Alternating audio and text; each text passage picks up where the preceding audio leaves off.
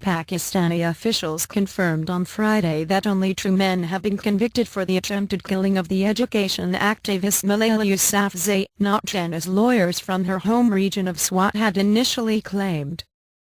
Although 10 men stood trial, only 2 were jailed for their role in shooting the Nobel laureate as she sat in a school bus in October 2012. In April this year, members of the legal community in Mingora, the capital of Swat, claimed all 10 had been sentenced to 25-year jail terms, a claim that garnered positive global headlines for a country that has long struggled against Islamist militancy. At the time, one army official in Swat, who spoke anonymously to The Guardian, contradicted the claims by several lawyers, insisting only 2 men had been convicted.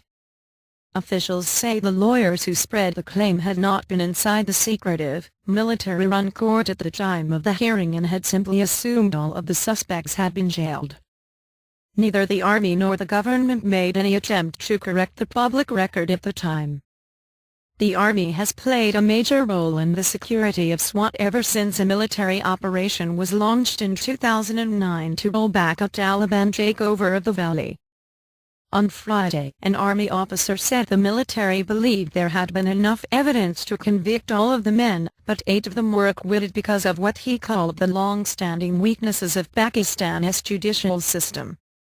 He said witnesses were intimidated into not giving evidence and the court dropped many of the charges against them, including the plot to kill Yousafzai. The officer strongly denied claims made by the Daily Mirror that any of the men had been released. He said they were still being held and would be brought back to court at a later date after a fresh case had been built against them. The 10 men arrested in September last year, in an operation involving multiple security agencies, were accused of being part of a group tasked by Pakistani Taliban leader Mullah Fazlullah with killing a series of high-profile people, including Yousafzai.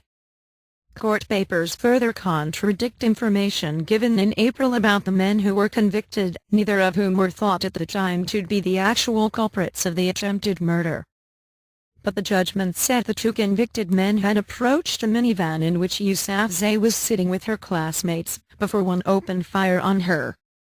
The teenager survived the gunshot to her head after undergoing an emergency operation in Pakistan and later being moved to the Queen Elizabeth Hospital in Birmingham.